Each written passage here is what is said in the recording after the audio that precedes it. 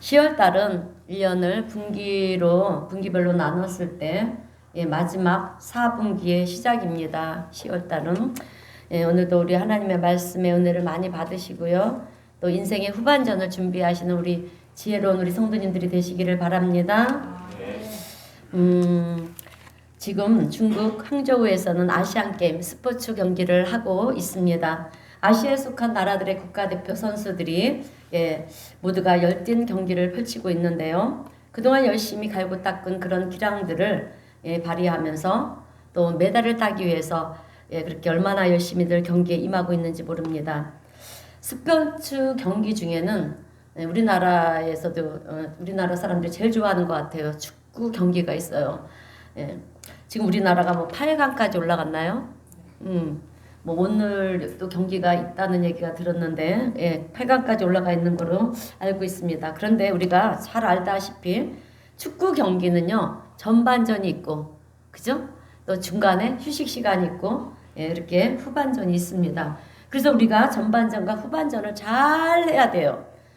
잘 해야 됩니다. 그러나 그 중에 전반전과 후반전 중에 어떤 것이 더 중요하냐라고 했을 때 후반전이 더 중요하다라고 얘기할 수가 있습니다. 왜냐하면 전반전에서 이겼다 할지라도 후반전에서 망치면 그 경기는 끝나는 것이기 때문에 그래요. 또 전반전에서 잘 못했다 하더라도 휴식 시간에 다시 우리가 전략을 세우고 또 심기일전에서 그렇게 최선을 다해서 후반전을 잘 감당하게 되면 그 경기는 승리하는 경기가 되기 때문에 그렇습니다. 이와 같이 여러분 우리 사람도 인생을 살아가는 데 있어서 마찬가지라고 하는 거예요. 젊었을 때는 전반전과 같은 그런 인생을 살았다 할지라도 후반전에서 인생을 잘 설계하고 나가면 우리의 삶 전체가 다 가치 있는 삶이 되고요. 또 하나님이 기뻐하시는 그런 인생의 삶을 살 수가 있다라고 하는 것입니다. 오늘 본문의 말씀을 보면 주인공인 사울이라는 사람이 등장을 해요. 그런데 이 사울은 우리가 잘 아는 사도 바울이에요. 사도 바울이 회심하기 이전에 이름은 사울이었습니다. 그런데 그가 회심하고 난 이후에 이름을 이제 바울로 바꿉니다. 그런데 오늘은 아직 회심하기 이전에 전이기 때문에 사울이라는 이름이 사용되고 있는 것을 우리가 볼 수가 있어요. 여러분 사울이었던 이 사도 바울은요 세상 사람들이 아주 부러워할 만큼 모든 조건들을 다 갖춘 사람이었어요. 학식이며 집안 배경이며 뭐 지도력이나 뭐 이런 많은 이런 것들을 많은 사람들이 부러워하는 그런 삶을 살았던 사람이 바로 사도 바울이었습니다. 그런데 이 사도 바울이 사울이라는 이름으로 세상적인 삶을 살아갈 때 세상적인 성공의 요소들을 다 가지고 있었고요. 또 종교적 열정도 있었지만 그러나 사울은요 예수 믿는 사람들을 예수님을 메시아로 그렇게 고백하는 사람들을요 그렇게 대해서는 용납을 하지 못했어요. 그래서 예수를 믿는 사람들이 있는 곳이라고 하면 어디든지 마다하지 않고 찾아가서 그들을 핍박하고 괴롭히고 또 감옥에다가 잡아다가 감옥에 가두고 또 그들을 개종하게 만드는 그런 일들을 했던 사람이 바로 사울이었습니다. 그런 그가 어느 날 다메섹으로 이제 가는 길이었어요. 예수 믿는 사람들이 그곳에 많이 모여 있다는 얘기를 듣고 그곳으로 가는 것입니다. 그런데 다메섹으로 가다가 예수님을 만나는 그런 놀라운 일을 경험하게 돼요. 그래서 오늘 성경에는 사울의 회심의 이야기가 기록이 되어 있는데요. 본문 3절을 보니까 이렇게 기록이 되어 있어요. 사울이 길을 가다가 다메섹에 가까이 이르더니 여러분 다메섹은 지금의 시리아의 수도인 다마스크스를 말하는 것입니다. 이스라엘 북쪽에 있는 시리아의 다마스크스로 올라가는 길인데 그 길 가까이에 가게 되었을 때 호련히 하늘로부터 빛이 그를 들러 비추는지라 이렇게 말씀하고 있어요. 갑자기 하늘에서 빛이 비치는 거예요. 그리고 본문 4절을 보니까 그 일로 인해서 사울이 땅에 엎드려져 들음에 소리가 있어 이르시되 사울아 사울아 내가 어찌하여 나를 핍박하느냐 박해하느냐. 그래서 사울이 깜짝 놀라서 주여 누구십니까? 라고 물으니까 나는 내가 박해하는 예수라. 여러분, 사울은 예수님이 가짜라고 생각을 했어요. 인류의 구원자이신 메시아가 아니라고 그렇게 생각을 했습니다. 그런데 그 예수님을 직접 만나게 되니까 여러분 얼마나 놀랐겠어요. 그죠? 예, 그래서 사울은 자기가 가짜라고 생각했던 예수님이 진짜 메시아라는 사실을 이제 깨닫게 된 거예요. 그렇게 깨닫고 일어났는데 오늘 본문은 눈이 보이지 않더라 이렇게 말씀하고 있어요. 여러분, 그동안 사도 바울은요, 나의 생각으로, 나의 능력으로, 나의 힘으로 뭔가 다 할 수 있을 거라고 그렇게 생각하면서 예수 믿는 사람들을 핍박을 하겠다고 그렇게 다메섹까지 기세 등등해서 쫓아갔는데 이제는 어떻게 되었냐 하면 앞을 못 보는 자가 되었습니다. 앞을 보지 못하게 되었으니 어떻게 해야 되겠습니까? 이제는 누군가가 내 손을 잡아 이끌어 주거나 아니면 인도해 주지 않으면 안 되는 상황인 것입니다. 그리고 나의 손을 잡아주는 그 사람이 이끄는 대로 갈 수밖에 없게 되었다라고 하는 거죠. 그래서 이제 다메섹으로 들어가게 되었는데 가서 보니까 그곳에는요, 본문 10절에 우리가 읽지 않았지만 본문 10절의 말씀을 보면 아나니아라고 하는 예수님을 잘 믿는 제자가 있었어요. 그러니까 우리 하나님의 은혜라는 거죠.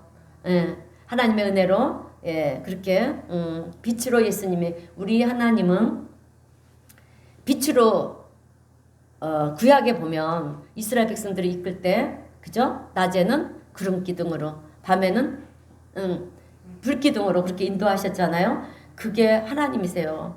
예, 빛과 그렇게 구름으로 나타나세요. 하나님은 왜 영이시고 보이지 않으시는 하나님이기 때문에 때로는 그렇게 나타나시는데 그렇게 빛으로 나타나셔서 이렇게 사울을 만나시는 그런 은혜를 베풀어 주셨고 또 어떤 자인지는 모르지만 어떤 자에 의해서 그렇게 다메섹에 있는 그 아나니아라는 예수님의 제자를 그렇게 만나게 해서 이제 회심케 하는 그런 역사가 일어나는 것을 우리가 볼 수가 있어요.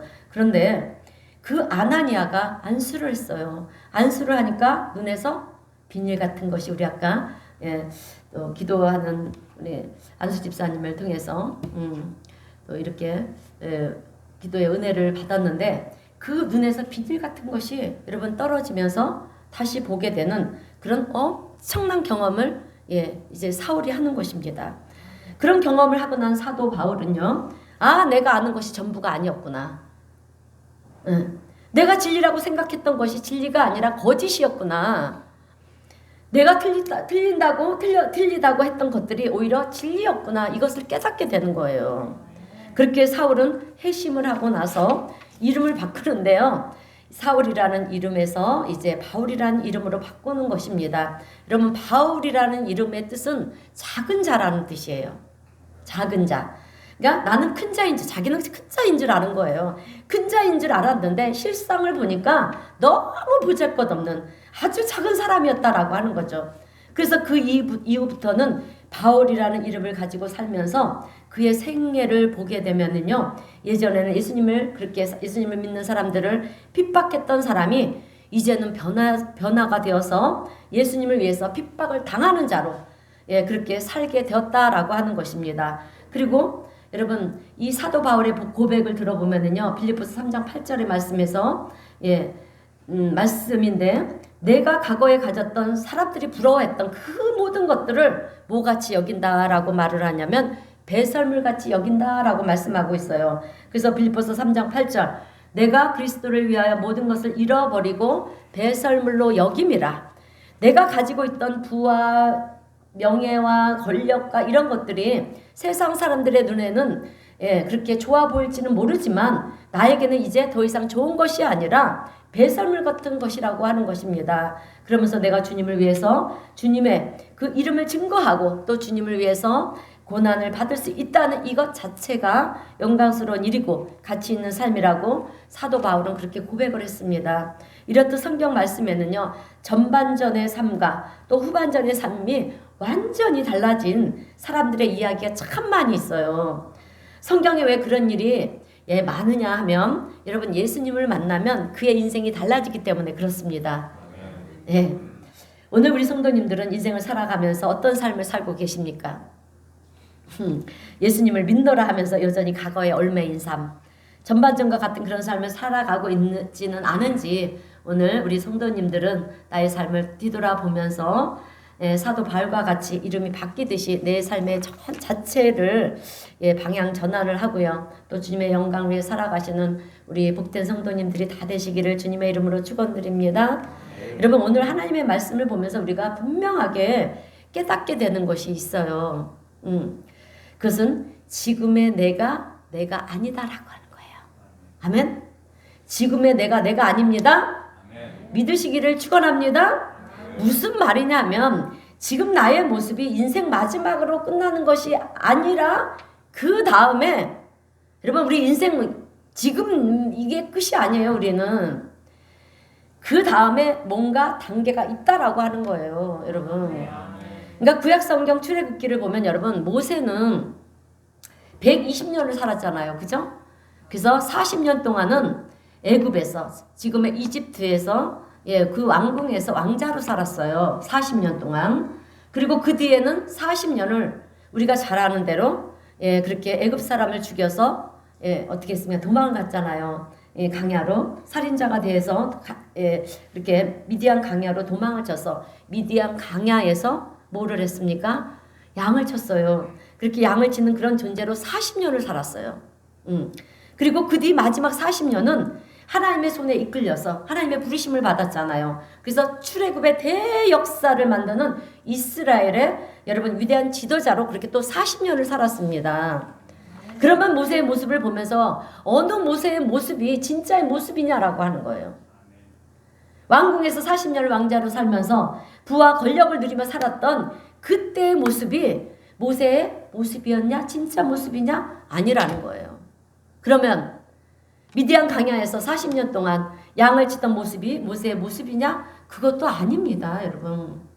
그 뒤에 하나님이 계획해 놓으신 삶이 있었더라고 하는 거예요. 그리고 그 일에 충성하여 모세는 어떻게 됐습니까? 그 인생을 가장 가치 있게 사는 사람이 될 수 있었다라고 하는 거예요. 오늘 우리도 여러분 여기 계신 분 80세 되신 분 있어요? 없어요, 여러분. 80대 모세는 하나님의 부르심을 받았어요. 우리도 언제 어느 때 부르심을 받을지 몰라요. 이렇게 이 자리에 앉아 있는 것도 부르심을 받았기 때문에 앉아 있는 거고요. 그렇습니다. 자, 그래서 그렇게 가치 있는 삶을 살았는데 뿐만 아니라 여러분 요셉의 일생도 보세요. 요셉은 11번째 아들로 태어났잖아요. 아버지가 얼마나 그 아들을 사랑했는지 몰라요. 많은 사랑을 받았습니다. 그런데 그렇게 인생을 그렇게 아버지의 사랑을 받으며 살다가 인생이 끝났습니까? 아니에요. 형들로부터 미움을 받아서 애굽에 그죠? 노예로 팔려갔어요. 그래서 노예의 삶이 그의 요셉의 인생의 전부였습니까? 아니었어요. 제수의 몸으로 또 감옥에 갔습니다. 막 한란풍파가 일어나는 거죠. 지금 우리 교회 같이. 우리 교회가 왜 이렇게 계속해서 여러분 조용한 교회는요 오히려 문제가 있는 교회예요. 한란풍파 고난이 있는 교회는요 그만큼 하나님의 은혜가 넘치다 보니까 마귀가 역사를 해요. 방해를 한다고 하는 것입니다. 살아있는 교회예요. 우리 교회는 비록 성도가 적지만요. 여러분 성도가 많다고 해서 물론 좋겠죠. 그죠? 저도 부러워요. 성도 많고 교회 성전 크고 부럽습니다. 그러나 여러분 이렇게 문제들이 발생하고 이런 거는 그만큼 우리가 하나님의 은혜를 충만하게 받고 있다라고 하는 거예요. 은혜를 받지 못하게 마귀들이 막 역사를 하고 괜히 우리가 정말 하나님만 보면서 예배를 드려야 되는데 이거는 이제 환경들을 보는 거예요. 환경들을 보면서 막 마음이 흔들리고 참 그렇습니다. 여러분 절대로 그러시면 안 돼요. 이제 얼마 안 남았어요. 우리도 이렇게 이런 요셉의 일생과 모세의 일생들을 보면서 여러분 내가 내 삶에 적용할 뿐만 아니라 교회도 적용을 하기가 나가는 거예요. 그래 우리 교회도 이렇게 모세와 같이 이런 한란풍판이 있었다. 그러나 마지막을 보자. 반드시 하나님 때가 있다. 아멘. 믿으시기를 주의 이름으로 축원드립니다. 자, 그래요. 제수의 몸으로 감옥에 갔어요. 그러면 그렇게 감옥에서 지내다가 인생을 마쳤냐? 아니잖아요. 그죠? 하나님은 예배해 놓으신 애굽의 총리 대신이 되게 하시고요. 할렐루야. 예, 하나님의 영광을 위해서 가족들도 다 구원을 시켰잖아요. 그런 사명을 감당하게 하셨다라고 하는 것입니다. 오늘 우리도 인생을 살면서 여러분 때로는 요셉처럼 난간에 부딪혀서 노예 같은 그런 삶의 자리에 또 감옥에 갇히는 그런 자리에 그 밖에도 여러 어려운 그런 세상 환란의 자리에 우리가 있을 수도 있어요. 있지만 그것이 내 인생의 끝이고 그것이 내 모습이냐? 그렇지 않다라고 하는 것입니다. 하나님께서는 또 다른 뭔가 여러분 우리에게 좋은 삶의 자리로 가치 있는 삶의 자리로 여러분 우리를 인도해 가고 있다라고 하는 것을 오늘 우리 성도님들은 깨달아 하시기를 주님의 이름으로 축원드립니다. 자, 그렇다라고 하면 오늘 우리는 어떻게 해야 되겠느냐? 다가올 그날을 위해서 제게 주신 은혜였어요. 저도 뭐 이렇게 자꾸 문제가 생기니까 암만 주의 종이라고 해도 사람인지라 왜 마음이 힘들지 않고 좀 흔들리지 않겠습니까? 두렵도 있어요. 그런데 주님이 말씀을 해주시는 거예요. 저는 지금까지 오면서 막 말씀으로 역사를 해줘갖고 그 말씀 붙들고 지금까지 왔어요. 예, 그냥 나 같은 얼마나 간절해요.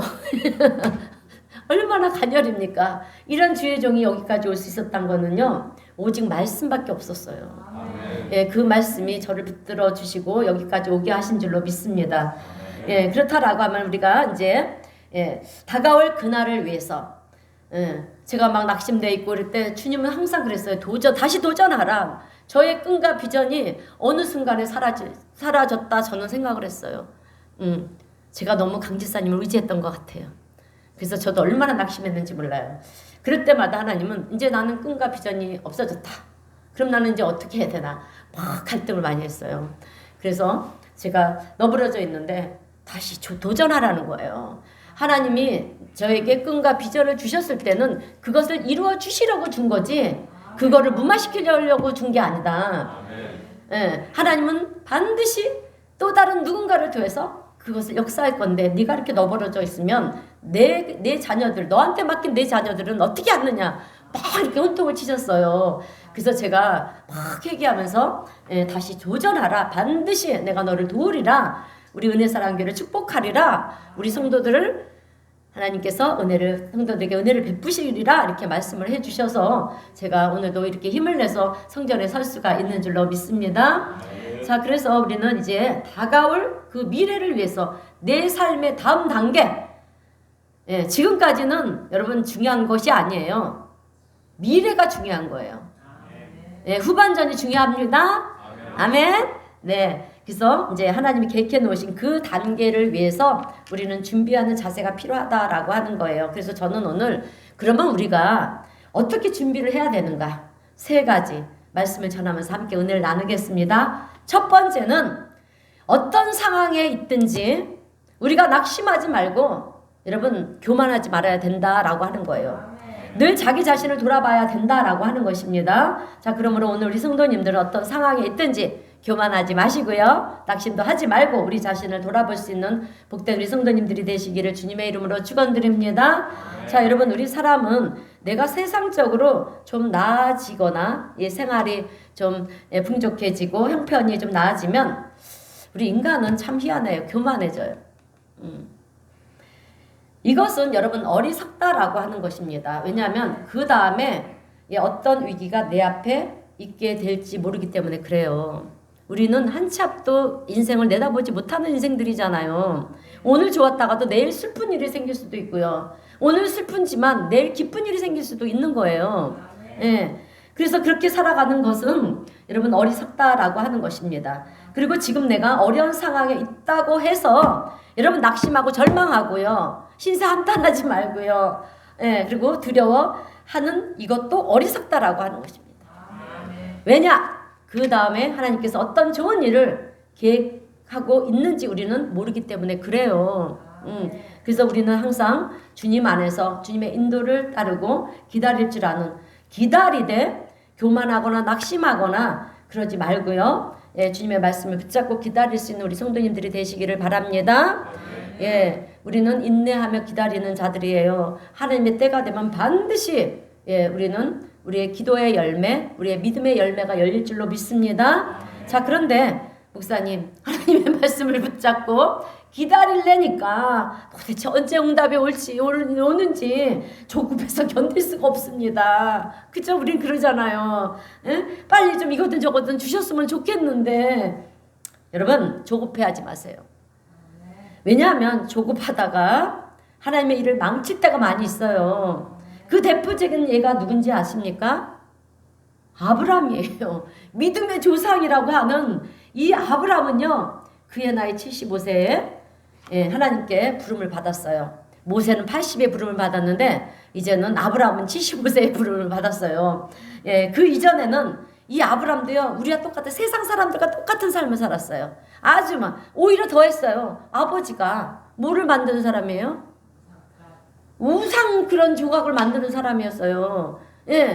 그러니 그냥 그냥 평범한 사람보다 더한 삶을 사는 거겠죠? 여러분, 그런데요, 어느 날 하나님께서는 75세가 된 아브라함을 부르는 거예요. 불러서 아브라함아, 이제 나와 함께 하자. 너의 고향 친척 아비집을 떠나서, 그러니까 갈대아 우르를 떠나라는 것입니다. 그리고 너로 하여금 내가 큰 민족을 이룰 것이다. 너의 자손을 하늘의 별과 같이 땅의 바다의 모래알같이 그렇게 많게 할 것이다. 이렇게 약속을 주신 때가 75세였어요. 그래서 아브라함은 그때까지 이제 아들이 없었는데, 이제 하나님께서 아들을 주실래나 보다. 그렇게 이제 막 설레고 기대하면서 10년이 지났어요. 그런데도 주님이 안 주시는 거예요. 그죠? 자식이 생기지를 않는 거예요. 그래서 마음에 의심이 생기는 거예요. 이게 뭐지? 하나님께서 아들을 주신다고 했는데 10년이 됐는데도 왜 안 주시는 거지? 그래서 아브라함의 나이가 이제 85세가 됐잖아요. 75세에 부름을 받고 10년 지났으니까 그때 사라의 나이는 75세였어요. 75세 나이에 무슨 아이를 가질 수가 있겠어요. 그죠? 경수가 다 끊어졌는데. 그런데 이제 아브라함은 아니, 내가 75세가 된 나이 안에 75세가 된 아내가 어떻게 아들을 낳을 수가 있겠는가? 그렇게 생각을 하고 인간적인 생각을 하면서 이제 인간적인 생각이 들기를 시작하는 거예요. 그래서 이제 마음이 조급해지는 거예요. 이러다가 후사는커녕 이제 여기서 내가 내 후손도 못 보고 끝나는가 싶어가지고, 여러분 그래도 아들을 봐야 되잖아요. 후사도 보고 후손들이 많이 후사를 봐야지 후손들을 많이 볼 수가 있는데 내 생각을 갖고 가는 거예요. 하나님이 약속하신 것을 저버리고, 그렇게 그러니까 우리도 마찬가지예요. 하나님께서 어떤 약속을 하면 그게 더디하시면요, 이제 내 생각이 들어가요. 하나님이 이렇게 약속해 주셨는데 왜 지금까지 왜 이 약속을 안 지켜주시지? 앞으로 안 주실 건가? 그래서 내 생각을 한다는 거예요. 아니에요. 끝까지 기다려야 되는 거예요. 믿음을 가지고. 우리가 성경을 보면 알잖아요. 그래서 도대체 이것이 어떻게 된 것인가 그렇게 생각을 하게 됩니다. 그러다가 아브라함이 저지른 실수가 뭡니까? 조급해하다가 실수를 범하잖아요. 아내 사라의 여종 하갈의 몸에서 아들이 나오지 않습니까? 그 아들의 이름이 뭡니까? 이스마엘. 그래요, 이스마엘. 하나님의 아들은 이삭이고요. 하나님이 예비하신 아들은 이삭이고, 사람이 생각한 아들은 이스마엘이에요. 그런데 이 이스마엘이 누군지 아십니까? 아까 우리가 예배 전에 우리 이인주 권사님을 통해서 그 두바이에 대한 얘기들을 막 들었죠. 자, 아랍인들의 조상이 되었어요. 이스마엘이 누구냐면 아랍인들의 조상이에요. 그리고 그 사람들이 만든 종교가 무엇이냐? 이슬람교예요. 그래서 이슬람교와 유대교가 여러분 지금까지도 싸움이 첨예하게 일어나고 있는 거예요. 이렇게 조급해하면 하나님이 일을 망칠 때가 있다라고 하는 것입니다. 이스마엘의 후손들과 약속의 아들 이삭의 후손들이 여러분 지금까지 싸우는 거예요. 전쟁을 치르고잖아요. 그래서 얼마나 내전들이 많습니까? 그런데 이스라엘이 우리나라와 똑같아요. 아주 조그만 나라잖아요. 그죠? 그리고 주변 이란, 이라크 여러 국가들이 있잖아요. 이들이 막 계속 공격을 해, 이스라엘을. 예, 그래서 내전들이 일어나 공격을 해도요, 이스라엘은 끄떡없어요. 여러분, 하나님 붙들고 계시고 지켜주시기 때문에 참 신기하지 않습니까? 예, 하나님이 선택한 이스라엘 백성이기 때문에, 예, 아브라함, 이삭, 예, 들과 약속한 그, 예, 후손들이기 때문에 그 약속을 하나님 지키시고 계시는 거예요. 그런데 여러분, 구약에 하나님의 선민이 이스라엘이었다면, 유대인들이었다면 오늘날 현대의 이스라엘은 우리 한국인 줄로 믿습니다. 자, 그래요. 그래서 지금까지 이제 이렇게 전쟁을 하는데 아브라함의 잘못된 선택으로 인해서 오늘날까지 그 하나님의 약속을 기다리지 못하고 인간된 생각으로, 예, 그렇게 일을 조급해서 저지르다가 이런 일이 발생을 한 거예요. 수많은 전쟁과 아픔이 생기게 되었다라고 하는 거죠. 조급해 하면요, 이렇게 하나님의 일을 망칠 때가 있다라고 하는 거예요. 그러므로 오늘 우리 성도님들은 언제가 됐든, 예, 하나님의 약속의 말씀은 반드시 이루어진다. 이루어진다. 예, 이루어집니다. 이 믿음을 가지고 끝까지 인내하며 하나님을 믿는 우리 성도님들 되시길 축원드립니다. 반면에 여러분, 요셉의 경우는 달라요. 요셉. 예, 여러분, 요셉은 아버지 야곱의 사랑을 많이 받은 아들이었잖아요. 예, 그러다 보니까 배다른 형들로부터 시기와 질투에 미움을 받았어요. 이거 부모도 잘못이에요. 우리가 이걸 보면서 부모는 어떻게 똑같은 10명의 자식이든 5명의 자식이든 똑같이 공평한 사랑을 나눠야 되는데 그냥 유독히, 그죠? 요셉만 그렇게, 예, 그렇게 사랑을 하고, 정말 다른 아들들은 대충 옷을 입혀도 이 아들만큼은 채색옷, 제일 좋은 옷만 입히는 거예요. 그러니 어느 형제가 여러분 미워하지 않겠어요? 그 동생을, 그죠? 우리 같아도 그렇지 않겠습니까? 그렇다고, 예, 그 동생을 애굽의 노예를 파는 건 정말 잘못이죠. 그런데 여러분, 이것이 인간의 생각인 것 같아도요, 이게 하나님의 뜻이었다라고 하는 거예요. 우리가 성경을 알게 되면. 자, 그래서 이제 요셉은 그렇게 형들로부터 노예로 팔려갔어요. 그러니까 낙심하지 않을 수가 없잖아요. 그런데 여러분, 낙심하지 않았다라고 하는 거예요. 그러다가 더 나쁜 자리, 감옥에 죄수의 몸으로 또 갔어요. 죄도 없이 그렇게 억울하게 들어갔지만 그럼에도 불구하고 요셉은 낙심하지 않았다는 거예요. 여러분, 왜 그랬을까요? 아멘. 그래요. 하나님이 함께 하셨기 때문에 그래요. 그것은 요셉은 거기가 자기 인생의 끝이 아니라는 그 확신을 갖고 있었기 때문에 그래요. 예, 오늘 우리도 이런 생각을 가져. 내 인생은 여기가 끝이 아니다. 반드시 하나님께 뭔가 예비되어 있다. 여러분, 이런 꿈을 가지고 가야 돼요. 우리는, 그죠? 예, 그렇게 끝이 아니라는 것을 생각하지 않았기 때문에 여러분, 요셉은 낙심하지 않았다라고 하는 거예요. 요셉은 하나님께서 보여주신, 그리고 꿈을 봤잖아요. 그죠? 우리는 꿈꾸는 자가 되어야 돼요. 요셉처럼. 하늘에 해와 달과 별이 어떻게 했습니까? 자기한테 절을 하는 꿈을 봤고요. 또 형들의 막 곡식단들이 자기한테 절을 하는 그런 꿈을 봤잖아요. 그래서 이것이 내 인생의 끝이 아니다. 반드시 쨍하고 했을 날이 있겠어. 우리 사람들의 말은 쨍하고 했을 날, 여러분, 그거 히트 쳐갖고 그 사람 돈 많이 벌었대요. 손때가. 여러분, 지금에도 했을 날이 있다는 말이 있잖아요. 우리 속담 애들 때 우리 인생에도 여러분 해 뜹니다. 자, 그래요. 자, 그래요. 결국에는, 예, 요셉이 어떻게 되었습니까? 하나님께서 요셉을 귀한 자리, 존귀한 자리에 세우셨잖아요. 애굽에. 예, 아니 이스라엘 유대인이 어떻게 애굽에 가서 그 국무총리가 될 수가 있겠습니까? 예, 대통령 다음에 자리잖아요. 예, 그렇게 귀한 자리, 존귀한 세우셔서 이 많은 사람들에게 선한 영향력을 끼칠 수 있도록 그렇게 만들어 주셨다라고 하는 것입니다. 그래서 오늘 우리도요, 요셉처럼 우리의 상황이 좋든 나쁘든, 그죠? 어떤 자리에 있든, 예, 낙심하지 말고요, 기다릴 줄 아는, 그래서 이것이 우리 크리스찬들이 가져야 될 삶의 기본적인 자세라는 거예요. 예, 오늘 우리는 그런 것을, 예, 기본적인 자세를 취하는 저와 우리 성도님들이 되시기를 바랍니다. 자, 그래요. 그래서 우리 삶의 자리가 요셉처럼 그렇게 위기의 자리에 있다 할지라도, 아니면 성공의 자리, 예, 좋은 자리에 있다 할지라도, 여러분, 우리가요 절망적인 상황에 있다 할지라도 우리는 절대로 낙심할 필요가 없습니다. 또 좋은 자리에 있다고 해서 여러분 너무 기구만장하면 안 돼요. 교만해서도 안 되고요. 그것은 어떻게 보면 더 위험하다라고 하는 거예요. 여러분 우리가 좀 하나님의 축복을 막 받아서 우리가 형편이 좀 나아질 때가 더 위험해요. 이거를 아셔야 돼요.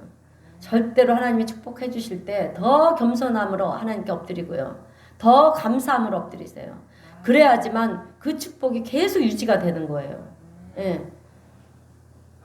제가 경험을 했습니다. 여러분. 그래서 예, 나중에 이제 제가 따로 말씀드리겠습니다. 그래서 우리가 오히려 좋은 자리에 있을 때 더 우리가 풍족한 삶을 살게 될 때 여러분 우리가 더 교만하지 않아야 될 줄로 믿습니다. 왜냐하면 우리는 언제 어느 때 어느 자리로 하나님이 인도하실지 모르기 때문에 그래요. 그렇기 때문에 오늘 우리는 늘 잠잠히 하나님의 은혜를 구하면서 나가고요. 또 겸손한 마음으로 하나님의 그 뜻을 구할 줄 아는 우리 성도님들이 되시기를 주님의 이름으로 축원드립니다. 자, 이제 두 번째로 그래서 매 순간 하나님의 뜻을 물어야 된다라고 하는 거예요. 우리는 여러분 우리는 어리석기 때문에 매 순간 하나님의 뜻을 우리가 물어야 돼요. 하나님의 뜻을 물어야 되는데 그것이 무엇이냐면 여러분 기도라는 거예요. 여러분 우리는 하나님의 말씀을 묵상하고 기도하는 것이 반드시 필요합니다. 세상에서는 우리가 하나님 앞에 기도하는 것을 나약한 사람들이나 하는 거지. 내가 다 할 수 있는데 내 힘으로도 되는데 무슨 하나님의 도움을 구하느냐 이렇게 말을 해요. 이것이 세상의 논리예요. 그러나 우리가 하나님 앞에 무언가를 묻는다라고 하는 것은 기도한다라고 하는 것은요. 잘못된 일이 아니고요. 마땅히 그리해야 될 일이라는 거예요. 예. 여러분 세상 사람들의 모습을 한번 생각해 보세요. 결과를 자기 생각을 앞세우다가 자기의 뜻을 따라가다가 자기 멋대로 자기 생각대로 하다가 일을 망치게 되는 경우들이 얼마나 많은지 몰라요. 여러분 운동하는 선수들 중에는 훌륭한 선수들이 많이 있잖아요. 그런데 그 훌륭한 선수들이 훌륭한 선수가 될 수 있었던 것은 여러분 물론 열심히 했겠죠. 그러나 여러분 그것보다 앞서 감독의 지시를 잘 받았기 때문이라는 거예요. 안 그러겠습니까? 자기 암만 훈련을 해도 자기 혼자 스스로 해도 여러분 그 기술과 그런 테크닉 뭐 이런 것들을 누가 지시하겠습니까? 누가 감독이 지시를 하고 가르쳐 주니까 그들이 훌륭한 선수가 될 수가 있는 거잖아요. 그죠? 예. 그래서 감독의 지시대로 훈련을 받았을 때 훌륭한 선수가 된다라고 하는 거예요. 그리고 훌륭한 선수가 된 다음에도 감독의 지시를 받아야 팀을 승리로 이끌 수가 있는 거잖아요. 나 혼자 다이어를 한다고 해서 그 팀이 승리를 합니까?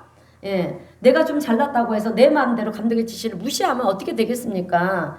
일을 다 망쳐버리고 팀이 승리하는 것이 아니라 패배하는 그런 아픈 결과를 당하게 된다라고 하는 거예요. 그렇게 되면 온갖 비난의 화살이 누구한테로 돌아오겠습니까?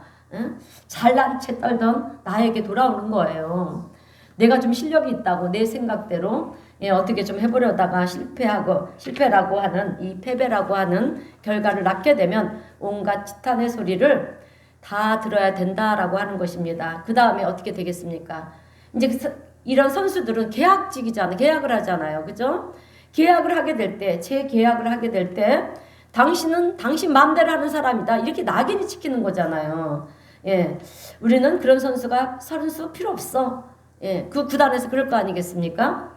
그러니까 잘라내버린다라고 하는 거죠. 저 선수는 그런 선수다. 낙인 찍혀버리는 거예요. 그러면 평생 그 아픔을 안고 산다라고 하는 것입니다. 이것은 감독의 지시를 따르며 사는 것이 아니라 내 생각대로 살아간 결과라고 하는 거예요.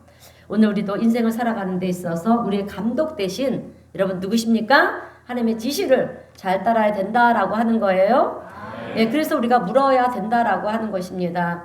여러분 물론 우리가 계획한 대로 우리가 또 이렇게 일하면서 나가지만 여러분 우리는 하나님을 믿는 우리는요 그때마다 하나님께 질문을 해야 돼요. 물어봐야 돼요. 하나님 이 일이 정말 내가 이 일을 하려고 하는데 이게 정말 하나님의 뜻에 합당한 것입니까? 하나님이 원하신 일입니까? 하나님 내게 정말 좋은 일입니까? 이런 것도 좀 물어봐야 되고요. 또 들어야 돼요. 근데 반드시요 물었을 때 하나님은 우리의 마음속에서 응답해 주세요. 진짜 경험들 하셨죠? 예, 응답해 주세요. 반드시 응답해 주세요. 예. 그래서 하나님의 그 응답을 듣고 가는 그 길은요, 절대 실패라는 것이 없고요. 아멘? 절대 후회라는 게 없어요. 그걸 꼭 경험하시는 우리 성도님들이 되시기를 바랍니다. 네, 그런데 오늘날 우리가 살아가는 모습을 보면 여전히 내 생각대로, 내 계획대로 그렇게 인생을 살아갈 때가 많이 있다라고 하는 것입니다. 여러분, 이런 삶을 예수님께서 뭐라고 표현하시는지 아십니까? 사도행전 26장 14절 말씀이에요. 가시채를 뒷발질하는 아기가 내게 고생이니라. 여러분, 가시채를 뒷발질하는 것이 너에게 고생이다, 이렇게 표현을 하고 있는데요. 가시채가 뭐냐면 막대기에 여러분 가시가 달려 있는 거예요. 주로 동물을 훈련시킬 때, 무슨 얘기인지 아시죠? 그런데 그 가시채를 내가 보지도 않고 계속 뒷발질을 한다는 거예요. 아이고, 뒷발질을 자꾸 찬다는 거예요. 그러면 어떻게 되겠습니까? 내 발만 아픈 거잖아요. 내 발만 아프고요. 내 발만 상하는 거예요. 쓸데없는 고난을 자처하고 있다라고 하는 것입니다. 우리 인생을 살아가는 데 있어서 하나님의 인도하심을 받지 않고 내 생각대로, 내 뜻대로 살아가는 것이 결국에는 가시채를 뒷발질하는 것과 똑같다라고 그렇게 주님께서 말씀하고 계십니다. 오늘 우리 성도님들은 지금 나는 가시채를 뒷발질하고 있는 것이 아닌가, 우리 자신을 돌아볼 수 있는 성도님들이 되시길 바랍니다. 여러분, 전도서를 보면 세상의 부와 명예와 권력 그리고 지혜까지, 누굽니까? 지혜까지 모든 것을 다 가진 솔로몬. 우리가 너무나 잘 알죠. 솔로몬이 그의 인생 마지막에 전도서에서 이런 고백을 했어요. 부와 명예와 다 누려봤잖아요. 다 누려봤지만 다 헛된 것이었다라고 하는 것을 그의 인생 마지막에 깨닫는 거예요. 우리 전도서 1장 2절에서 3절 말씀 다 함께 읽어보겠습니다. 시작. 전도자가 이르되 헛되고 헛되니 모든 것이 헛되도다. 해 아래에서 수고하는 모든 수고가 사람에게 무엇이 유익하라. 아멘. 해 아래에서, 이 땅에서 수고하는 우리의 모든 수고가 뭐라고 합니까? 무엇이 유익한가라고 하는 거예요. 자, 헛되니 해 아래 모든 것이 헛되다는 것이죠. 그래서 전도서 말씀을 가만히 들여다보면 하나님과 함께하는 것 외에 세상적으로 얻으려고 하는 그 모든 것들은 다 헛되다라고 하는 거예요. 인생을 살아오는 우리 성도님들은 다 아시지 않습니까? 지난 세월 동안 여러분, 우리가 얼마나 열심히 살았습니까? 정말 열심히 살았잖아요. 이렇게 살아보려고 발버둥 치고 저렇게 살아보려고 발버둥 치고 열심히 안 산 사람이 어디 있습니까?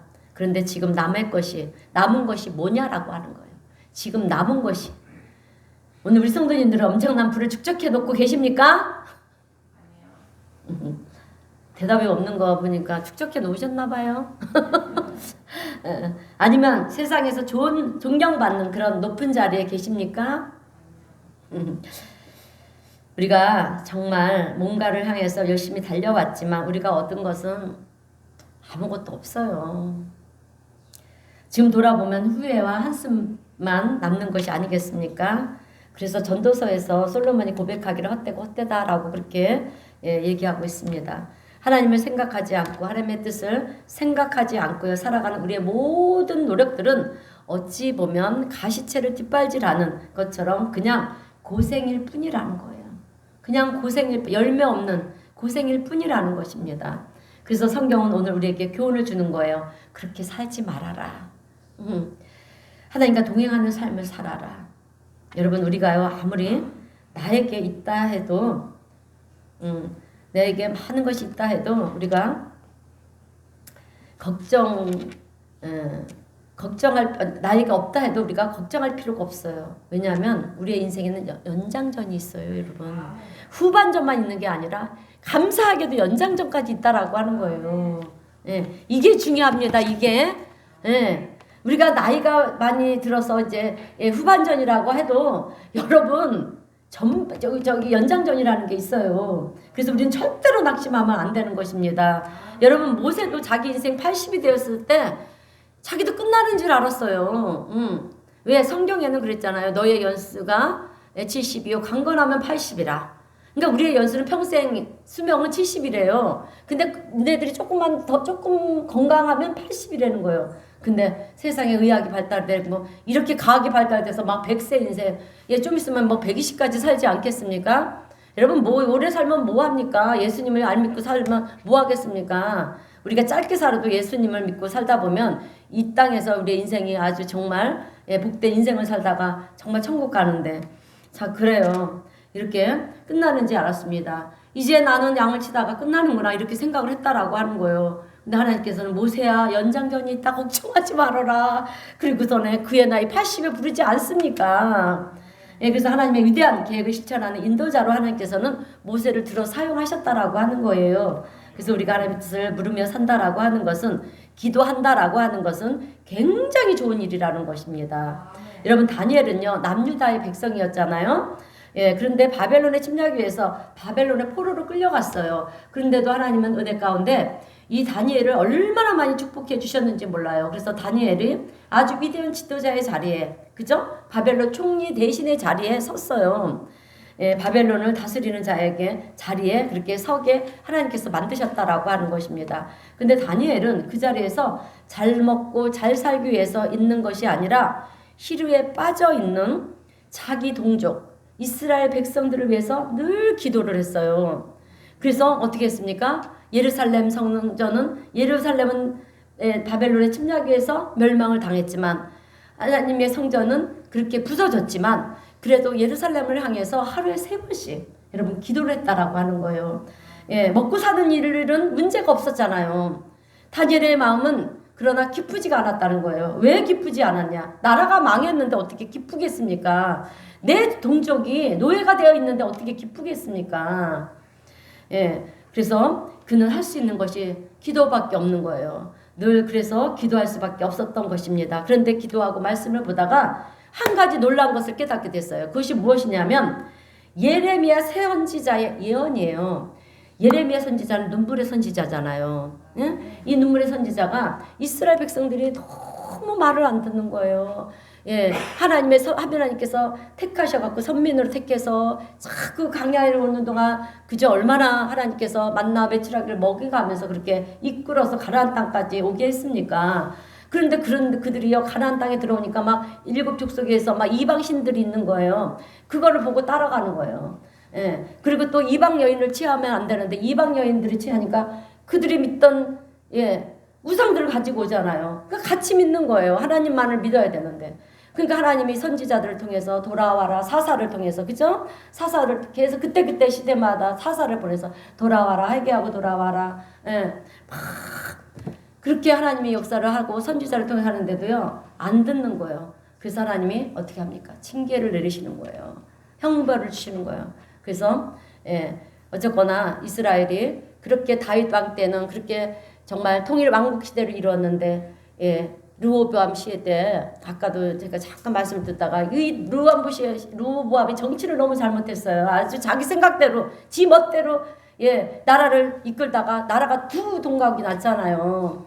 그래서 북이스라엘과 남유다로 이렇게 나눠지면서 북이스라엘은 또 왕들이 얼마나 교만하고 그렇게 정말 악을 달리는 그런 왕들이 많아서 빨리 멸망을 시켰어요. 멸망이 됐고 그나마 이스라엘 백성들 남유다는 586년에 그 바벨론에 하나님께서는 그렇게 징계를 하실 때는 이웃 나라도 들어서 사용을 하신다라고 하는 거예요.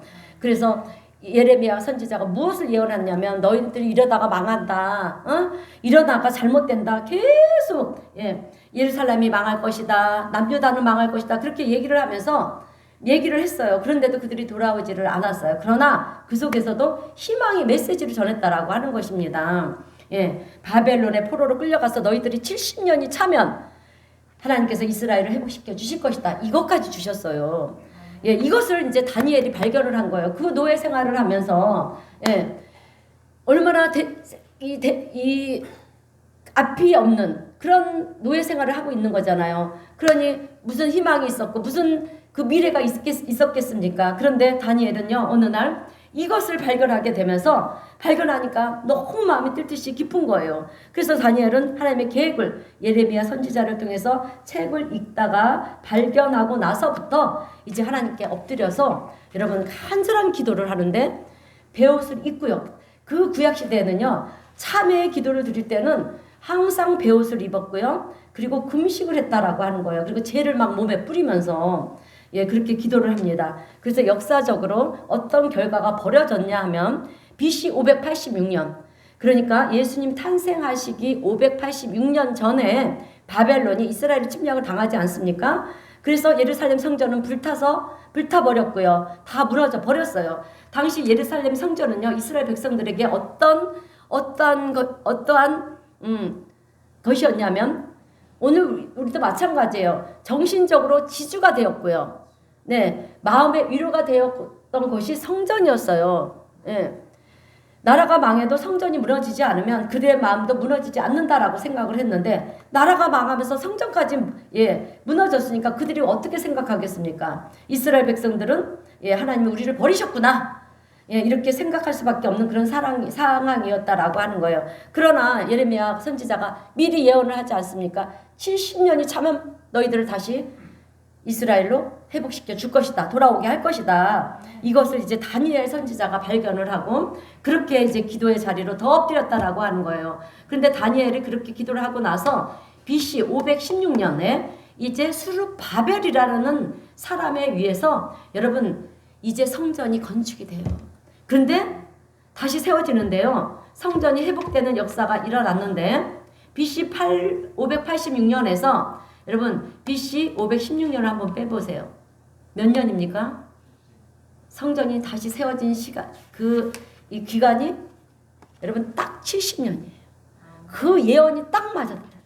그래서 하나님이 얘기하신 예언은요 반드시 성취가 된다, 이루어진다. 이것을 꼭 믿으시길 바랍니다. 그래서 예루살렘 성전이 다시 세워졌다는 것은 이스라엘을 다시금 회복을 상징하고 있다라고 하는 거예요. 어쩌면 그렇게 정확하게 예레미야 선지자를 통해서 예언한 말씀대로 정확하게 이루어지는지 이 말씀을 보면서 우리가 깨닫게 되는 것은 하나님은 당신의 약속하신 그 예언의 말씀을 어떻게 이루어지게 만드시냐면 기도를 통해서 여러분 기도를 통해서 이루시게 하는 하나님이시라는 거예요. 그래서 하나님은 그런 어떤 역사를 이루어 가려고 할 때 누구를 세우시냐? 기도의 사람들을 세우신다라고 하는 것입니다. 지극히 보잘것없고 또 부족한 사람이라 할지라도 하나님께서는 그들을 택해서 기도의 사람을 먼저 세우시고요. 또 그리고 그들의 기도를 통해서 하나님 당신의 뜻을 이루시는 하나님이 되시는 줄로 믿습니다. 그래서 오늘날도 우리가 힘들고 어렵고 절망적인 상황에서 여러분 교회가 기도하는 사람으로 그렇게 하나님은 선택함을 받아서 하나님께 선택함을 받아서 기도가 지금 교회가 기도를 하고 있고요. 우리 성도님들이 믿음의 성도님들을 기도하고 있는 줄로 믿습니다. 근데 이것은요 여러분 놀라운 축복이에요. 또 그렇게 기도할 때 나타나는 현상은 하나님의 계획하심이 이루어지는 놀라운 일들이 이루어진다라고 하는 것입니다. 그러므로 오늘 우리 교회도 또 우리 성도님들도 기도하는 사람으로 그렇게 서게 되시기를 주님의 이름으로 축원드립니다. 자, 이제 마지막 세 번째로 우리가 미래를 준비하는 데 있어서 필요한 것은 다시 최선을 다해서 달려야 된다라고 하는 거예요. 아멘. 연장정도 있다 그랬잖아요. 그죠? 최선을 다해서 달릴 수 있는 우리 성도님들 되시길 주님의 이름으로 축원드립니다. 자, 여러분 우리가요 최선을 다해야 되는 이유가 있어요. 이유가 반드시 있습니다. 그것은 인류 역사를 주관하시는 분이 누구십니까? 하나님이시잖아요. 살아계시는 하나님이시기 때문에 우리는 반드시 최선을 다해서 달려가야 된다라고 하는 거예요. 그런데 세상에서는 안 된다고 얘기를 하잖아요. 뭐 우리의 눈에 보기에도 불가능해 보이고요. 그러나 우리 하나님께는 불가능한 일이 없다라고 하는 거예요. 믿습니까? 불가능한 일이 없어요. 그래서 오늘 우리는 상황이 어떤 상황이든지 간에 최선을 다해서 준비하게 될 때 어느 순간인가 하나님께서는 문을 여시고요. 하나님의 때가 있잖아. 항상 때를 얘기해줘. 내 때는 아니에요. 내 때에 맞추면요. 우리는 낙심하고요. 절망할 수밖에 없어요. 내 때라는 건 없어요. 우리가 기도하고 기다리는 거예요. 잠잠히. 하나님의 때에 반드시 역사를 하신다는 거예요. 그래서 우리를 존귀한 자리에 예, 서게 하시고요. 또 하나님의 역사를 이루어 가시는 그 하나님을 우리는 체험하게 될 줄로 믿습니다. 자, 여러분, 하나님은 노력하지 않은 자에게 은혜를 베풀지 않으세요. 생각해 보세요. 그죠? 회사에서도 노력하는 자에게 노력하지 않는데 진급해 주십니까? 아니잖아요. 정말 열심히 노력하고 뭔가를 막 창출해내고 막 이런 자들을 회사에서는 그저 그런 자를 높이고 예, 직위도 높여주고 봉급도 많이 주잖아요. 그렇듯이 마찬가지예요. 우리도 하나님은 우리가 기도를 하지 않는데 그냥 문제를 해결해 주시는 분이 아니시라는 거예요. 왜 그런지 아십니까? 노력하지 않고요. 기도하지 않고 내가 뭔가를 해결을 받으면요. 그 인생은 망가지는 인생이 되기 때문에 그래요. 여러분 생각해 보세요. 그 다음부터는 그 사람이 어떻게 생각하겠습니까? 하나님이 아니도 난 얼마든지 할 수 있다. 여러분 우리 인생은요. 하나님의 도우심이 없으면 아무것도 할 수 없는 인생들이에요. 예, 그냥 내 마음대로 내 힘대로 살아도 잘 되는데 내가 굳이나 하나님을 하나님께 도움을 구하지 않아도 잘 되는데 그러면서 여러분 우리가 세상적으로 나간다라고 하는 것입니다. 여러분 세상적으로 나가면 고난이 시작이 돼요. 잘 되는 것도 여러분 하나님께서 도와주셔서 우리가 잘 되는 것입니다. 그래서 하나님을 철저하게 사모하고 하나님을 갈망하면서 하나님 앞에 나와서 기도하고 또 부르짖는 자에게 하나님 응답하시고 은혜를 베풀어 주시는 하나님이신 줄로 믿습니다. 그래서 우리는 기도를 통해서 그 하나님의 크신 은혜를 체험적으로 아는 신앙이 되어야 한다라고 하는 것입니다. 여러분 우리 기독교는 체험의 종교예요. 체험을 하지 않으면 하나님을 믿을 수가 없어요. 제가 눈에 얘기잖아요. 보이지 않는 하나님, 만질 수 없는 하나님. 그 하나님을 우리가 어떻게 믿고 갑니까? 근데 하나님은 우리를 믿게 하시려고 반드시 체험케 하셔요. 우리는 기도를 통해서 하나님의 크신 은혜를 체험적으로 아는 신앙인이 되는 줄로 믿습니다. 그런데 반면에 기도하지 않고 최선을 다하지 않고 노력하지도 않고 하나님께 도우심을 구하지도 않는데 하나님께서 그 사람에게 어떻게 은혜를 베푸시냐라고 하는 거예요. 자, 만약에 그 사람에게 은혜를 베풀어 보세요. 그러면 그 사람은 망하는 인상이 되는데 어떻게 주시겠습니까? 절대로 하나님은 그런 일을 행하시는 하나님이 아니시라는 거예요. 그래서 우리는 기도할 때도 최선을 다해서 기도해야 되고요. 아멘. 예. 또 세상에서 어떤 일을 행할 때도 기도하면서 최선을 다하시는 우리 성도님들이 되시기를 바랍니다. 여러분 최선을 다한다는 것은요. 나 자신과의 싸움이에요. 안 그래요? 나 자신과의 싸움이에요. 예, 운동선수들을 보면 자기 자신과의 싸움을 하지 않습니까? 그들도 때로는 하기 싫을 때가 있을 거예요. 그죠? 포기하고 싶을 때도 있을 거예요. 그러나 그들은 포기하지 않아요. 포기하지 않고 자기와의 싸움을 한다라고 하는 것입니다. 그리고 결과를 얻는 것이 무엇입니까? 그 결과를 얻는 것이 무엇입니까? 메달이잖아요. 지금 아시안게임에서도 그들은 메달을 목에 걸었을 때 어떻게 합니까? 막 눈물을 흘려요. 상대방이 이겨서도 눈물을 흘리겠지만 자기와의 싸움에서 승리한 것에 대해서 더 희열을 느끼는 거예요. 더 감격을 하는 거예요. 달리기 선수들도 보면 그렇게 뛸 때 얼마나 열심히들 최선을 다해서 뛰는지 몰라요. 400m, 800m 그렇게 전력 질주를 하면서 최선을 다해서 뛰는지 모릅니다. 최선을 다해서 달리는 거예요. 죽을 각오를 하면서 뛴다라고 하는 거죠. 그것을 어떻게 아는지 아십니까? 우리가 저 사람이 정말 죽을 각오를 하면서 뛴다. 이것을 어떻게 압니까? 마지막 이제 더 이상 뛰지 않아도 뛰지 않아도 되는 그 순간에 그들이 어떻게 합니까? 다 쓰러져서 너부러지잖아요. 그만큼 열심히 뛰었다라고 하는 거예요. 그들은 자신의 체력을 다 소진시켜 버렸다라고 하는 거죠. 중간에 뛰다가 포기하고 싶을 때도 있었을 거예요. 그러나 자기와의 싸움이기 때문에 그들은 포기하지 않았다라고 하는 것입니다. 그리고 최선을 다해서 이를 악물고 쓰러지는 한이 있더라도 뛰는 거예요. 그런 최선을 다하는 모습을 볼 때 우리에게 여러분 감동이 되는 것이 아니겠습니까? 여러분 농부는 봄에 씨를 뿌리고요. 여름에 그렇게 가뭄이 오고 홍수가 오고 그래도 농부는 여러분 비를 맞아가면서 농사일에 최선을 다하지 않습니까?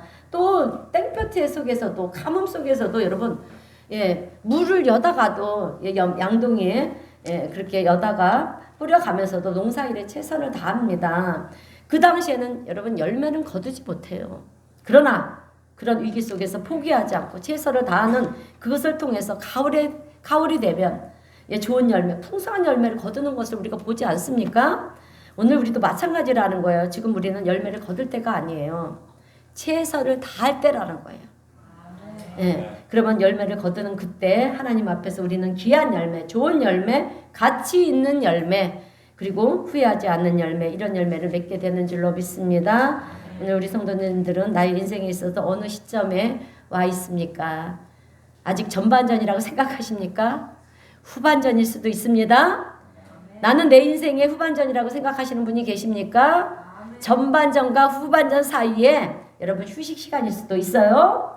어느 때가 되었든 오늘 우리 성도님들은 포기하지 않고요. 최선을 다하시는 우리 성도님들 되시길 주님의 이름으로 축원드립니다. 그리고 세상 사람들의 말에 흔들리지 마세요. 절망적인 상황에 있다고 해서 낙심도 하지 마시고요. 잘 된다고 해서 교만한 자리에 있지도 마시고요. 오직 우리는 하나님을 바라보면서 그 자리가 어떤 자리가 되었든 기도하면서 최선을 다하면서 기도하며 최선을 다하면서 주님이 그날까지 라고 말씀하시는 그때까지 멈추지 않고 달려가는 복된 우리 성도님들이 되시길 주님의 이름으로 축원드립니다. 여러분 우리가 그렇게 살아가게 될 때 하나님의 놀라운 은혜와 또 축복이 우리에게 예비되어 있고요. 또 그로 인하여 하늘의 영광의 면류관을 우리가 얻게 되는 줄로 믿습니다. 그런 성도님들 되시기를 다시 한번 주님의 이름으로 축원드립니다. 기도하겠습니다. 사랑과 은혜가 풍성하신 하나님 아버지 감사합니다. 오늘도 귀한 말씀을 통해서 우리가 이 땅을 살아가는 데 있어서 어떤 삶이 지혜로운 삶이고 또 가치 있는 삶이고 복된 삶인가를 다시금 깨닫게 하여 주셔서 감사합니다. 주님, 사도 바울이 다메섹 이전과 이후의 삶이 달라진 것처럼 오늘 우리의 삶도 주님을 믿기 전과 또 주님을 믿던 후의 삶이 하나님 달라지는 구별된 삶이 되게 하여 주시고 또 은혜 받은 하나님의 성도로서 우리 주님을 증거하는 복된 삶을 살아가는 저희 모두가 되게 하여 주시옵소서. 또한 우리가 미래를 준비하는 데 있어서 필요한 것은 좋은 자리에 있다고 해서 교만하거나 어려운 상황에 있다 해서 낙심하지 말고 기도함을 통해서 우리 하나님의 뜻을 알고 또 하나님의 선하신 일을 위해 최선을 다하며 달려가는 인생이 되어야 한다라고 오늘 말씀해 주셨습니다. 주님, 저희들이 그런 삶을 살게 하여 주시고 또 사도 바울과 같이 우리에게도 영적인 눈을 뜨게 하여 주셔서 주님의 증인으로 또 담대하게 세상과 맞서 승리하는 우리 성도님 모두가 되게 하여 주시옵소서. 그래서 우리를 위해 예비해 놓으신 주님의 놀라우신 은혜와 축복 속에 남은 우리의 후반전의 인생이 우리 하나님의 영광을 위해 살다가 생명의 면류관을 얻는 복된 우리 성도님 모두가 될 수 있도록 축복하시고 은혜를 베풀어 주시옵소서. 우리 주님 함께 하심을 믿고 감사드리오며 예수님의 이름으로 기도드리옵나이다. 아멘. 찬송가 302장 찬송합니다.